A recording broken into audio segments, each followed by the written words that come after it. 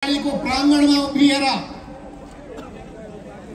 यो विशाल जनसभालाई सम्बोधन गर्दा मलाई 2077 सालको उस महिनाको यस्तै सभाको याद भइरहेछ। हामीले पुसको 27 गतेसम्म पता यही ठाउँमा हामीले कार्यक्रम गरेका थियौं र हामीले भनेका थियौं हामी जिउँदै छौं, हामी अझै पनि यहाँ छौं, आतिनु पर्ने आवश्यकता छैन। मुलुक प्रतिगमनको दिशामा जान सक्दैन, मुलुक पछाडी फर्किन सक्दैन। जनतालाई लुट्न चुस्न कसैले पनि प्रयत्न गर्छ भने त्यसलाई सफल हुन दिइँदैन भनेर हामीले घोषणा गरेका थियौं र त्यसमा हामीले व्यापक जनताको समर्थन प्राप्त गर्यौं।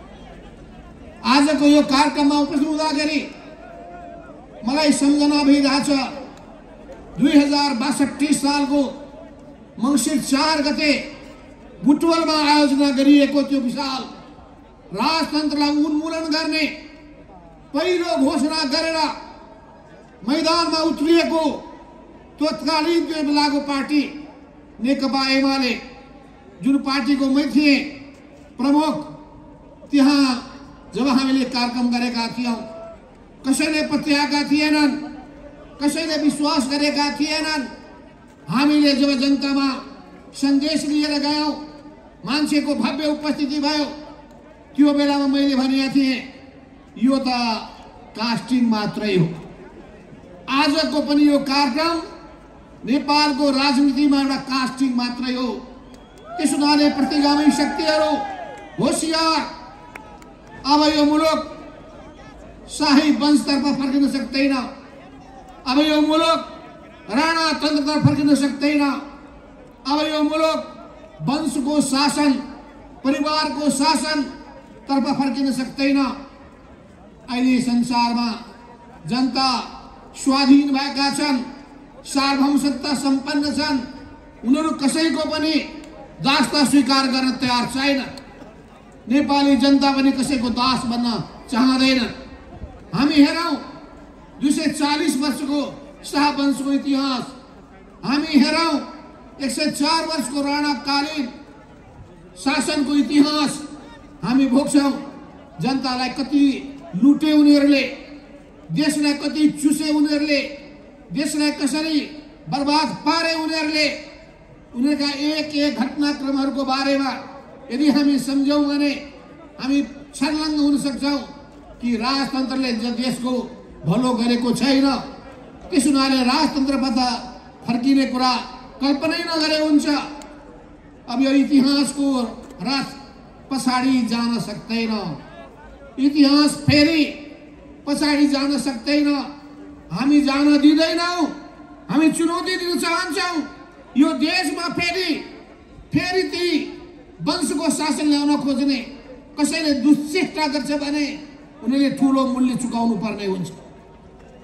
अवश्य हामी जनताको समस्याबाट चिन्तित छौं। तीनटा व्यवस्था हामीले देखिरहेका छौं।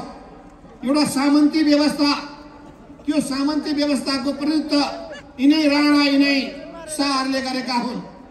अर्को दलाल पुँजीवादी व्यवस्था, त्यही दलाल पुँजीवादी व्यवस्थाका कारणले अहिले जनताले दुःख भोग्नु परिरहेको छ।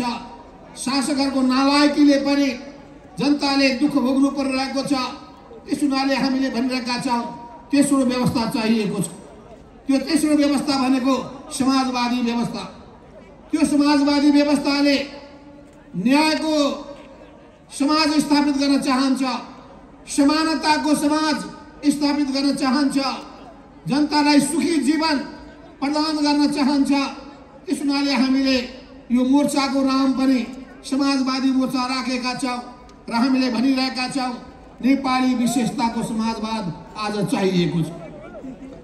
त्यस हुनाले हाम्रो समाजवादमा नेपालमा कस्तो किसिमले हाम्रो सामाजिक प्रणाली हुनेछ, शासन प्रणाली हुनेछ, आर्थिक प्रणाली हुनेछ, अनि कसरी सबै वर्ग तहका जनताहरूको हित र कल्याण हुन सक्दछ, सबै जाति जनजातिहरूको भलो हुन सक्दछ, त्यसको समग्र खाका हामीसँग छ।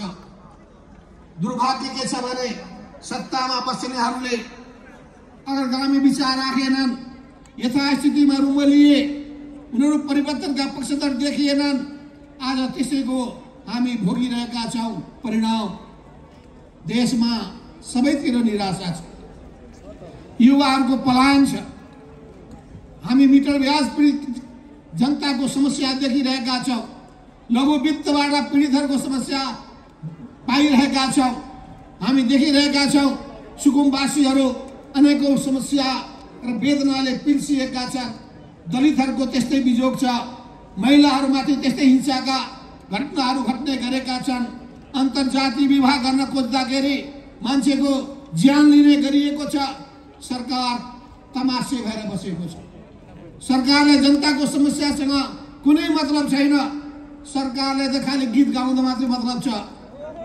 उनलाई त खालि मतलब के छ भने म त ढले ढले ढले ढले ढले। अहिले हामी ढालेकै छैनौं, अनि किन ढले ढले ढले भनेर थाल्यो? हामीले त ढालिरहेका छैनौं त। हामीले भनिरहेका छौं कि मती सप्रियोस्, बुद्धि फेरियोस्, देश र जनतालाई केन्द्रबिन्दुमा राखियोस्, षड्यन्त्र गर्ने काम नगरियोस्। यता प्रचण्डजीलाई पनि षड्यन्त्र गरेर उहाँलाई के भनियो भने तपाईं र म त पुरानो साथी हो, सँगसँगै हामी जान्छौं, स्वर्ग जानु पर्यो भने पनि सँगै, नर्क जानु पर्यो भने पनि सँगै। अनि प्रचण्डको सोझो मान्छे दङ्ग पर्नु भएको छ। अनि त राति के गरेछन् भने स्वर्गतिर लगलान मरेको त लाठी हिर्काएर नर्कमा पठाइदिएछ। यस्तो षड्यन्त्रकारीलाई हामीले चिन्न नसक्नु त्यो पनि कमजोरी हो। मलाई पनि